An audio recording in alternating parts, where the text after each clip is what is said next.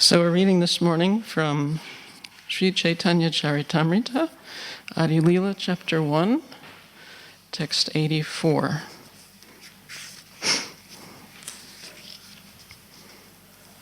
Translation. I offer my respectful obeisances unto Sri Krishna Chaitanya and Lord Nityananda, who are like the sun and moon. They have arisen simultaneously on the horizon of Goda to dissipate the darkness of ignorance and thus wonderfully bestow benediction upon all. So this is one of the 14 verses that Krishnadas Kaviraj begins with, that he expands on in the course of the Adi Lila. And in this particular section, Prabhupada doesn't give a purport to this verse, but a few verses later he does, for this text 94 in the same chapter. So I'll just read that purport.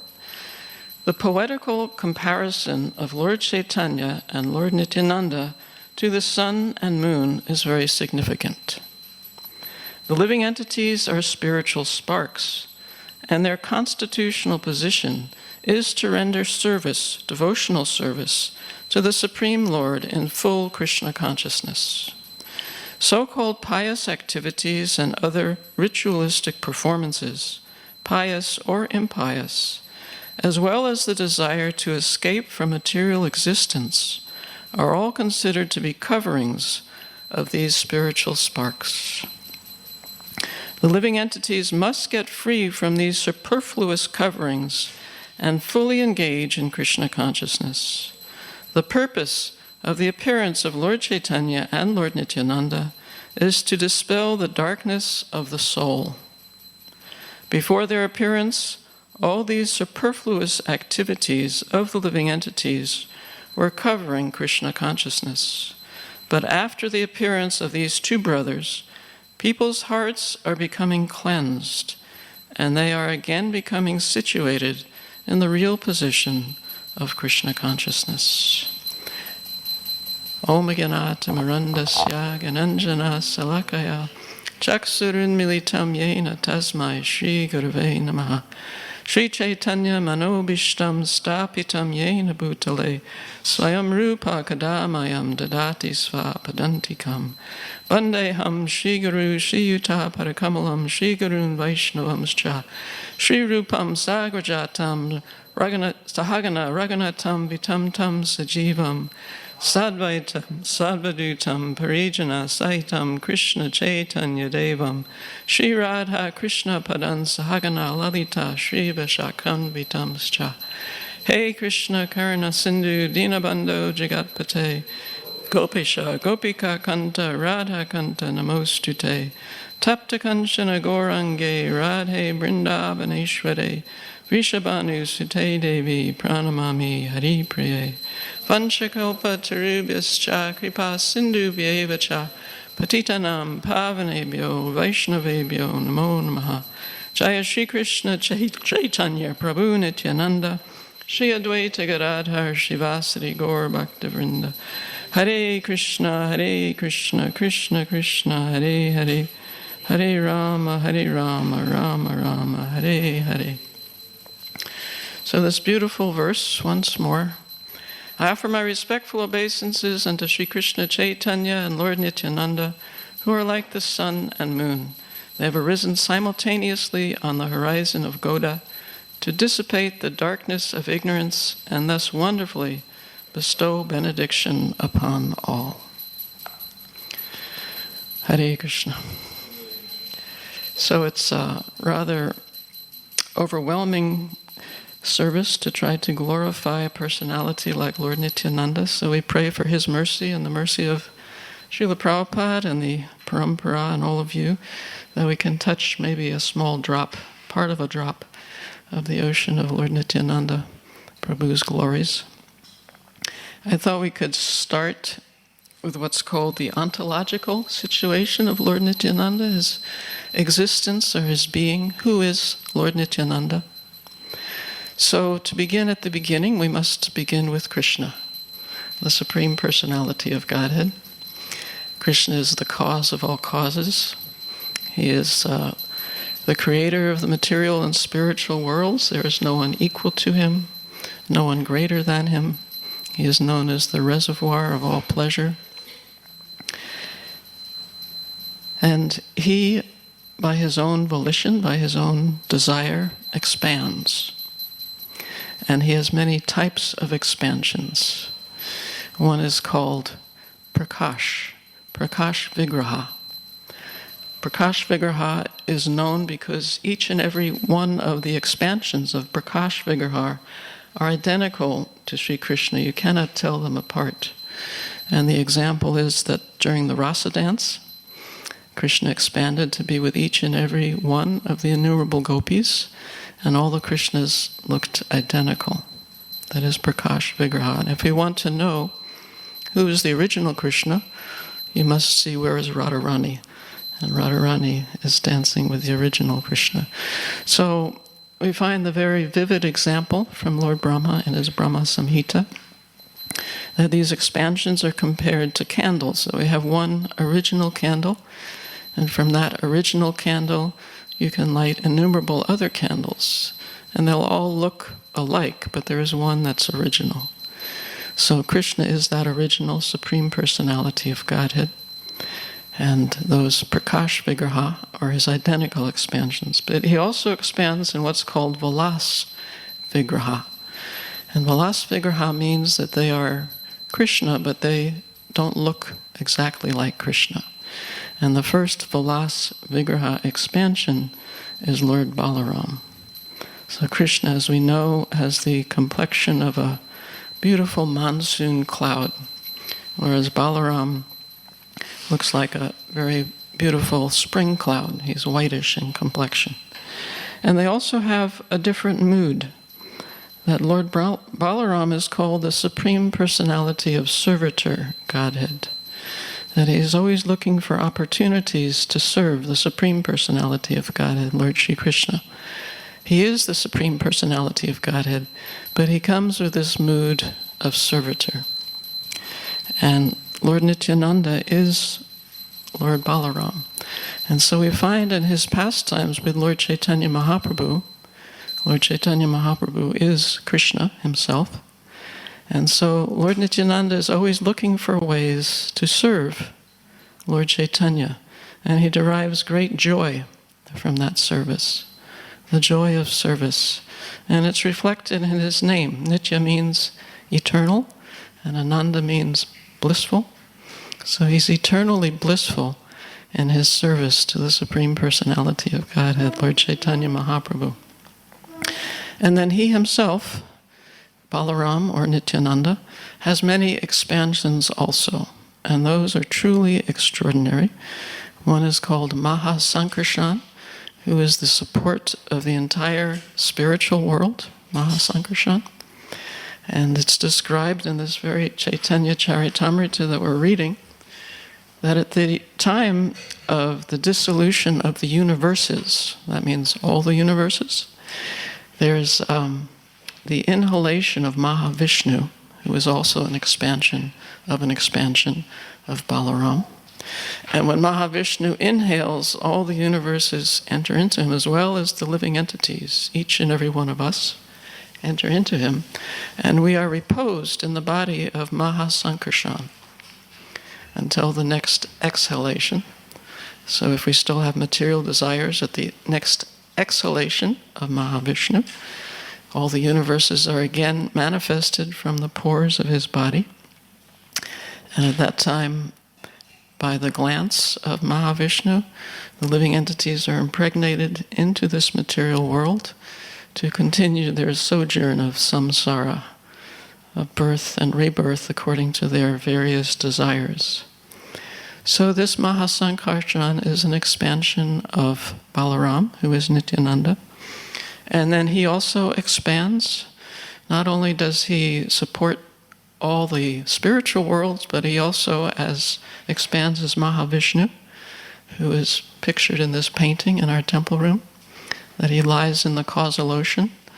And from him, as I was saying, the universes emanate. Then he expands again to enter into each and every universe as Garbhodakshaya Vishnu. And from him, Lord Brahma is born. Lord Brahma is responsible for creating the various 8,400,000 species of life.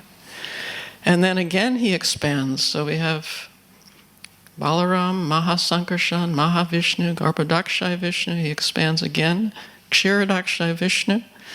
And as Kshirodakshaya Vishnu, the various incarnations of this universe are manifest. And also he enters the heart of each and every living entity as Supersoul. So there's an expansion of Lord Balaram within our hearts. He's very close to us. So who can understand Lord Balaram ontologically? It's really beyond our conception. Inconceivable, as one says. Achintya. But nonetheless, based on the authorized scriptures, we relish and rejoice in these explanations. And we also can relate to Nityananda very much because he also appears amongst us. Just 500 years ago he appeared in the village of Ekachakra. It's described where the Ganges does not flow. And he was the son of a great devotee named Hadai Pandit, and his wife, also an exalted Vaishnavi, Padmavati. And on his appearance, it was noted how beautiful he was. And he became the cynoger of his parents' eyes. He was peaceful, he was intelligent, he was virtuous. And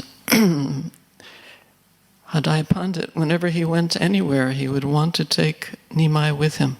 If he went to the market, he would want to have Nimai with him. If he went to see his fields that were planted, he would take Nimai with him. If he went to the various temples in Ekachakra, again, he would want Nimai always to be with him. He was very attached to his eldest son, Nityananda Prabhu. And then by and by, Nityananda enjoyed games with his friends.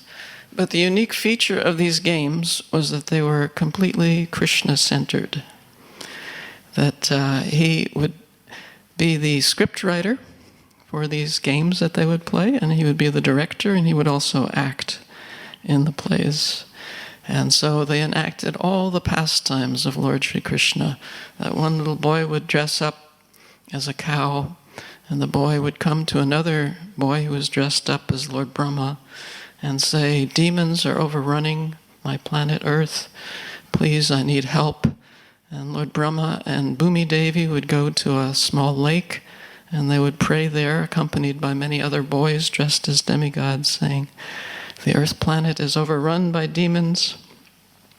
Please help us." And in that way, Krishna told them, "I shall appear, all of you appear first in the land of Braj, and then I will appear also." And they would reenact the pastime of the marriage of Devaki and Vasudeva, and Kamsa threatening to kill her because it was foretold that her 8th child would kill him. So all these dramatic pastimes were going on, Agasura, Bakasura. Sometimes they would get leaves and make a cart, shaped like a cart. And Nityananda Prabhu most often played the part of Krishna, so he lay under the cart and kicked it. And then Shakatasura came out and was killed by him.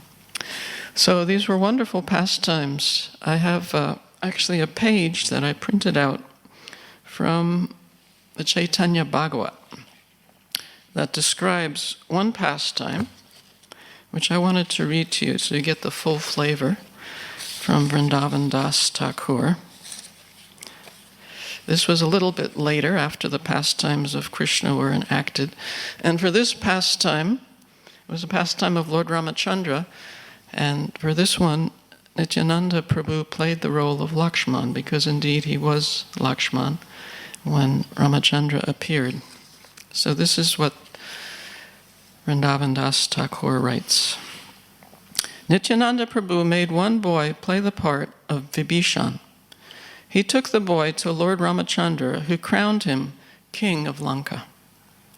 Then one boy declared, I am Ravana. Now I will kill you with my Shakti Shila weapon. Protect yourself, O Lakshman. He's talking to Nityananda Prabhu. Saying this, the boy struck Lord Nityananda with a lotus flower, and the Lord promptly fell to the ground. Wrapped in thinking of himself as Lakshman, the Lord fainted. Everyone tried to waken him, but he would not be wakened. There was no consciousness anywhere in his body. Placing their heads in their hands, the boys wept. Hearing of this, the Lord's mother and father ran there. They saw that there was no consciousness in his body. They fainted and fell to the ground. Seeing this, everyone was surprised. When the boys described all that had happened, someone said, I know the reason for this. Previously, when he heard the words, Ram went to the forest, the boy actor, pretending to be Dasharath, acted as if the life had left his body. If someone dresses as Hanuman and gives Nityananda medicine, then he will become cured. Previously, the Lord instructed everyone, when I fall to the ground, you all gather around me and weep. After a moment's delay, send for Hanuman.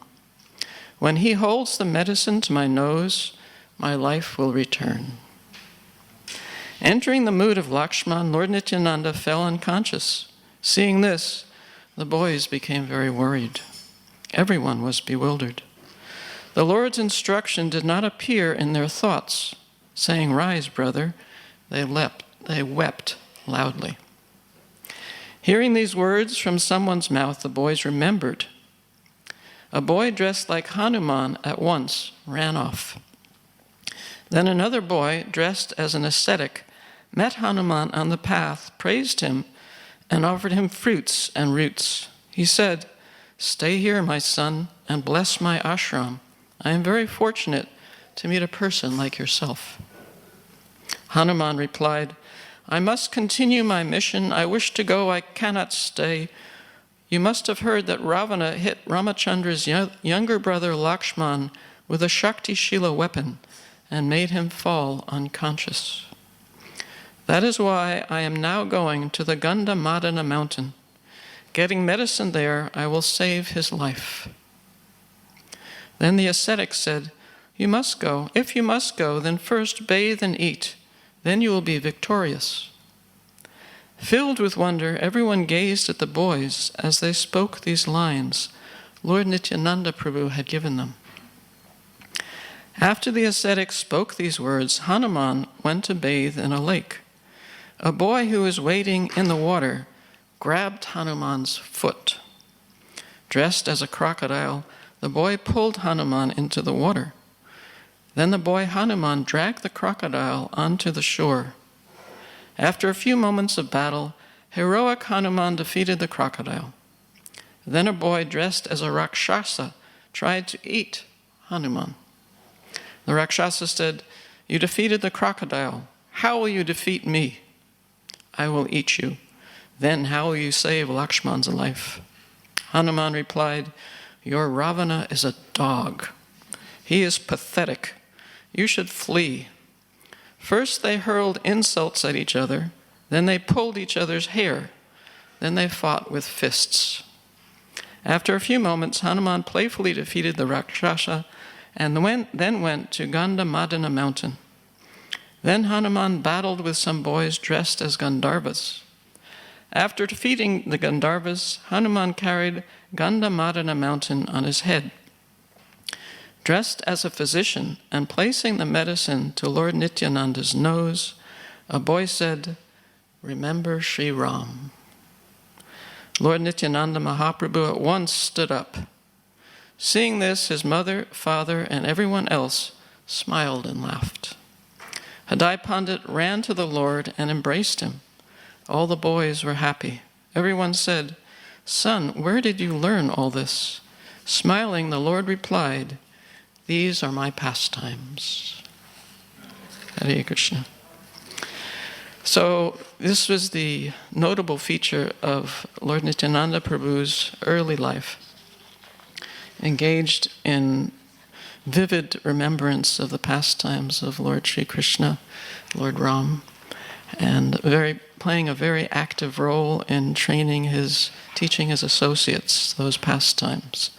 It's described that at one point the boys enacted the pastime of Akrura coming to Vrindavan to take Krishna and Balaram to Mathura. And on that occasion, Lord Nityananda Prabhu did not play the part of Krishna, but he took the part of a gopi. And he wept uncontrollably. No one had seen any child weep as Lord Nityananda Prabhu wept during that pastime. So by and by, an ascetic, a sannyasi, came to Ekachakra, and he was hosted by Hriday Pandit. And they had wonderful Krishna Katha together. And when that sannyasi was about to leave, Hriday Pandit offered something to him in charity. He said, "What can I give you in charity?" As a householder is wont to do with a visiting sannyasi. And the sannyasi said, "I am traveling alone. I need an assistant. I would like to take your eldest son with me." And Hriday Pandit, of course, did not at all want to be separated from Nityananda Prabhu. That was a horrible, horrible thought for him. But he meditated that he had offered something in charity from his heart, and that was requested by this very pure sannyasi. And he consulted with Padmavati, who said that she would abide by his decision. And he also meditated on King Dasarath. When Vishvamitra came, King Dasarath allowed Ram to go, although it caused King Dasarath's demise eventually. So with these things in mind, Hriday Pandit gave permission to this sannyasi, and Nityananda Prabhu, who was only 12 years old, he was still quite young, he started traveling with this sannyasi, and those travels went on for years and years. 20 years they traveled. And they went to all the holy places of India, every holy place you can think of, from the south, Kanyakumari, to the north, Hardwar and Badarikashram, where he met Vedavyas, and Gaya, he went to Gaya, all the holy places he went, and finally he came to Mathura, Vrindavan. And there he waited until he heard that Lord Chaitanya Mahaprabhu has started his Sankirtan movement. He simply waited there patiently. And when he heard that Lord Chaitanya Mahaprabhu had indeed started his Sankirtan movement in Navadvip, then Lord Nityananda Prabhu went to Navadvip to join the Sankirtan party. And at first he went to the house of Nandanacharya. That house is still there today. It's very near the ISKCON Mayapur property. And he was hiding there. And Lord Chaitanya Mahaprabhu had said just a few days before he arrived, Lord Nityananda arrived, he said, an extraordinary personality is coming to this area. And the devotees were curious, who is this personality? And then after he had arrived, Lord Chaitanya mentioned that he is here now in our vicinity. And he asked the devotees to find him. So a few devotees went out and they looked in the homes, they looked in the marketplaces, they looked in the temples, and they came back and said, "We don't find anyone new here."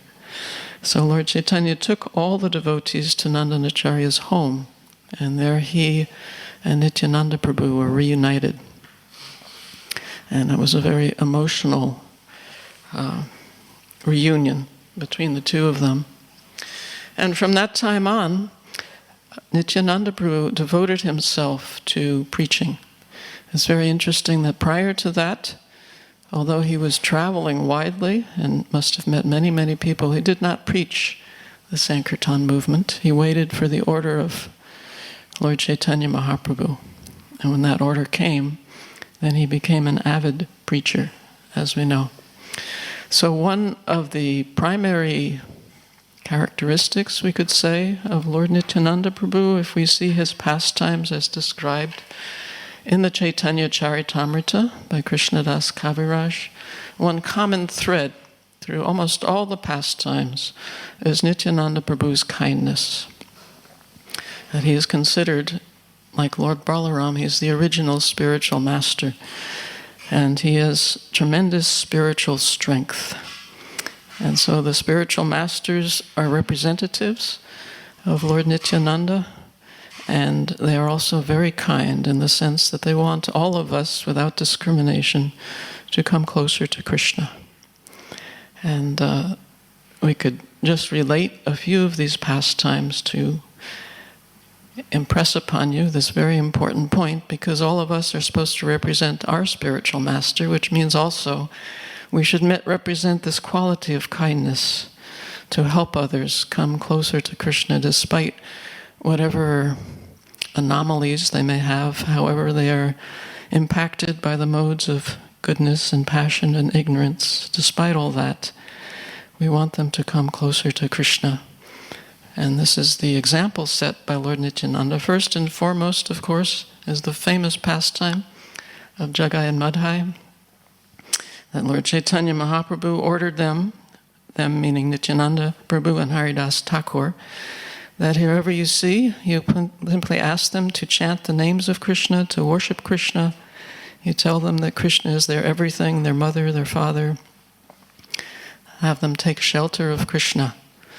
And so they were doing this with some success, Haridas Thakur and Nityananda, until they came to these two debauchees. You're probably familiar with the story. They were born in good families, but they had become frighteningly debauchees in that they drank and they broke all the regulative principles. They were violent. They would even commit arson, to the point that even the police were afraid of them. They were so powerful. And so at first, these two brothers, Jagai and Madhai, chased Nityananda and Haridas Thakur, and they were running away. And Haridas Thakur said to Nityananda, "You must be a madman trying to preach to these very fallen people." And Nityananda Prabhu said that we're just following the instructions of Lord Chaitanya Mahaprabhu, so he must be the madman, asking us to do such things. Then they came back the next day, and at this time, as we know, Jagai picked up a broken pot and threw it at Nityananda Prabhu and made him bleed in his forehead. And when Lord Chaitanya Mahaprabhu heard this, he was furious and he was ready to kill them. He was ready to kill Jagai and Madhai. And Nityananda Prabhu stopped him and said, actually, Jagai protected me from being hit again by Madhai. And so he also said that in this age, people are fallen. This is the age of Kali. People are very unqualified for spiritual life, very distracted. And so, if you kill Jagai and Madhai and their followers, who will be left? Who will be left to preach to? So it was from the kindness of Nityananda that Jagai and Madhai were saved from the wrath of Lord Chaitanya and became great, great Vaishnavas, exemplary Vaishnavas, very humble Vaishnavas. There's many other examples. One is from the life of Krishnadas Kaviraj himself, that he was living with his family in Bengal, and a great devotee of Nityananda Prabhu came. His name was Minikaitana Ramdas. And Minikaitana Ramdas was not honored by the priest who was serving at the home of Krishnadas Kaviraj. He was not respected because this priest had a misconception that Lord Chaitanya Mahaprabhu was very important, but Nityananda Prabhu was not so important.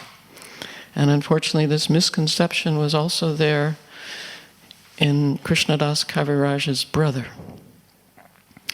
And so, Minikaitana Ramdas was quite upset by this misunderstanding, this misconception, and he left. And Krishnadas Kaviraj Goswami, he chastised his brother for having this misconception. He said that, of course, we don't do these things, but there are people who keep hens, and ignorant farmers, they think, well, the eggs, which give me profit, they're coming from the rear end of the hen. And the front end, the face, is what I have to feed, which is unfortunate. I have to spend my money feeding, so let me cut the hen in half and just have the eggs and not have the botheration and expense of feeding. So it's half a hen logic. And so Krishnadas Kaviraj Goswami said that these two, they're like one body. They're two people, but they're like one body. You cannot separate them. You should not distinguish between them. And that very night, Krishnadas Kaviraj Goswami had a dream. It's described. He himself describes it. So if you'll allow me, I'll read it directly from him. He says here, now I'm reading from Adi Lila, chapter 5, text number 180. That night, Lord Nityananda appeared to me in a dream because of my good quality in chastising my brother. In the village of Jamatapura, which is near Naihati, Lord Nityananda appeared to me in a dream. I fell at his feet, offering my obeisances, and he then placed his own lotus feet upon my head. Arise, get up, he told me again and again. Upon arising, I was greatly astonished to see his beauty. He had a glossy, blackish complexion, and his tall, strong, heroic stature made him seem like Cupid himself. He had beautifully formed hands, arms, and legs, and eyes like lotus flowers. He wore a silk cloth with a silk turban on his head. He wore golden earrings on his ears, and golden armlets and bangles. He wore tinkling anklets on his feet and a garland of flowers around his neck. His body was anointed with sandalwood pulp, and he was nicely decorated with tilak. His movements surpassed those of a maddened elephant. His face was more beautiful than millions upon millions of moons, and his teeth were like pomegranate seeds because of his chewing beetle. His body moved to and fro, right and left, for he was absorbed in ecstasy. He chanted Krishna, Krishna in a deep voice. His red stick moving in his hands, he seemed like a maddened lion. All around the four sides of his feet were bumblebees. His devotees, dressed like cowherd boys, surrounded his feet like so many bees and also chanted Krishna, Krishna, absorbed in ecstatic love. Some of them played horns and flutes, and others danced and sang. Some of them offered betel nuts, and others waved chamara fans around him.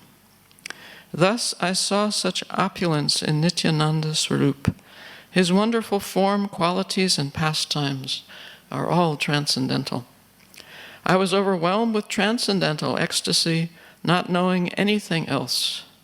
Then Lord Nityananda smiled and spoke to me as follows. O my dear Krishnadas, do not be afraid. Go to Vrindavan, for there you will attain all things. After saying this, he directed me toward Vrindavan by waving his hand. Then he disappeared with his associates. I fainted and fell to the ground. My dream broke. And when I regained consciousness, I saw that morning had come. I thought about what I had seen and heard and concluded that the Lord had ordered me to proceed to Vrindavan at once. That very second, Hare Krishna, that very second, I started for Vrindavan, and by his mercy, I reached there in great happiness. All glory to Nityananda Balaram, by whose mercy I have attained shelter in the transcendental abode of Vrindavan. So there we have direct experience from Krishnadas Kaviraj, his experience with Nityananda Prabhu, glorious experience. So we are indebted to Nityananda Prabhu for Krishnadas Kaviraj going to Vrindavan and hearing from Murari Gupta, from Raghunath Das Goswami, from Rupa Goswami, from Sanatan Goswami, and compiling this beautiful, beautiful biography of Lord Chaitanya Mahaprabhu, the Sri Chaitanya Charitamrita. And similarly, we're indebted to Vrindavan Das Thakur for his Chaitanya Bhagavat, and he was also inspired to do that service by Nityananda Prabhu. So these are more aspects of Nityananda Prabhu's kindness upon us, that he's inspired these great personalities to write so that we can enjoy and learn by reading their writings and try to absorb some understanding of who is Lord Nityananda and who is Lord Chaitanya and what they did and how they did it, and their associates as well. So another example of Lord Nityananda's kindness is with Raghunath Das Goswami. Raghunath Das Goswami was the son of a very wealthy landholder, Govardhan, and Govardhan's brother, Hiranya, was also very wealthy. And they very much wanted Raghunath Das to remain a householder in their village and take over their empire, as it were, a small empire. And Raghunath Das, within his heart, he simply wanted to be with Lord Chaitanya Mahaprabhu. That's all that he wanted. And at one point he met Lord Chaitanya Mahaprabhu, and Lord Chaitanya recommended to him that within your heart you maintain this desire for spiritual life, but externally you act like a pound, shilling, pence person, a business person. Do your responsibilities very conscientiously, but keep that desire burning within you. So Raghunath Das Goswami followed that. Of course, at that time he was not a Goswami, Raghunath Das. And after some time, he decided that he wanted to meet Nityananda Prabhu, who at that point was in Panihati.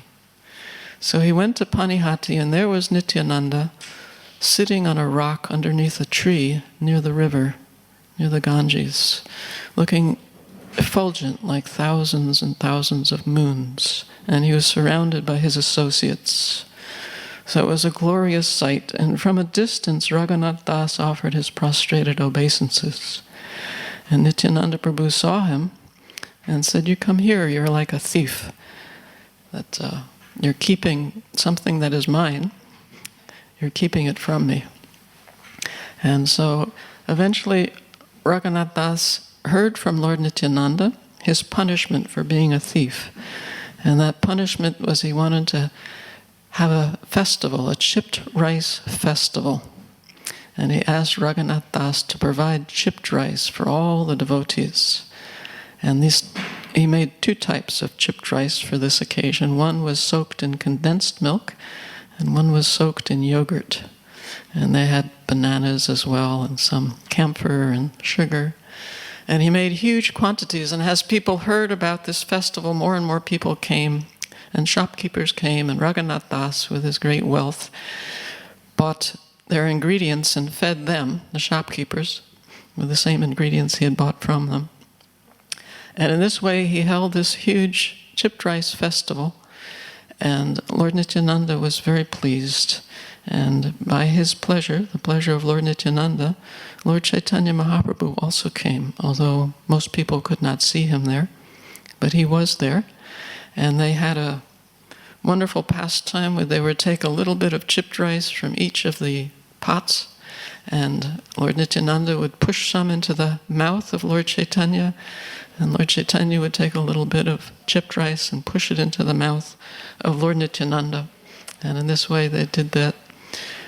Although it was unseen by most people, nonetheless, it was going on.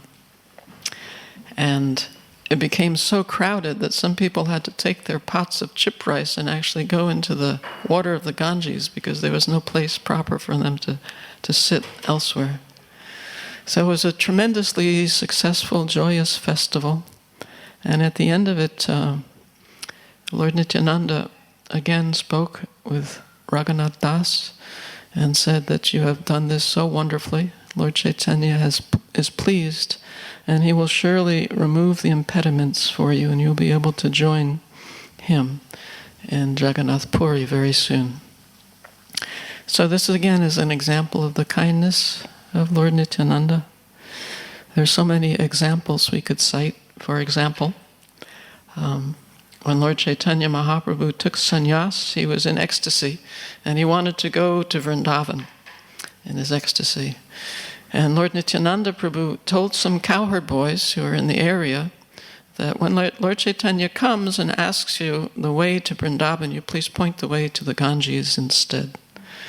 And so he did that, the cowherd boys did that, and diverted Lord Chaitanya Mahaprabhu, and he was taken by Advaita Acharya again to Shantipur. And at that time, the devotees from Navadvip, especially Sachimata, could come and see Lord Chaitanya. It would be the last time that they would see him in that environment. After that, they had to go to Puri to see him. And so again, this is Lord Chaitanya's being there in Shantipur. It was the kindness of Nityananda Prabhu that he enabled the devotees, especially Sachimata, to come and have this great festival before Lord Chaitanya started his very active preaching in Jagannath Puri. So that's yet another example. There are many, many others. I think we're supposed to stop at 9, is that correct? Yeah. So we just have a couple of minutes if anyone has any reflections. Prabhu, Roberto, Prabhu?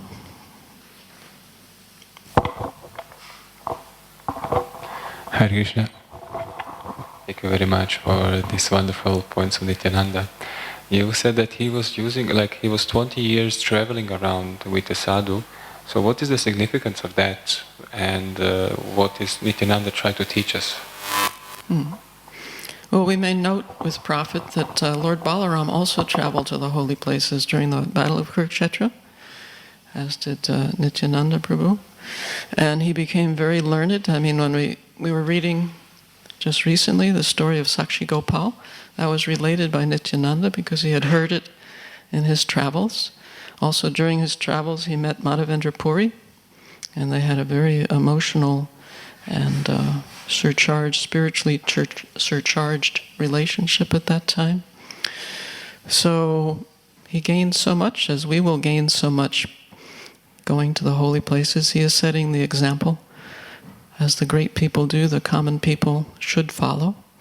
And so we're also enjoined to go to the holy places to try to purify our lives, purify our consciousness, following in the steps of Balaram and Lord Nityananda Prabhu. Prabhupada encouraged his followers to go annually to Navadvip and Vrindavan to become recharged for their preaching in the West.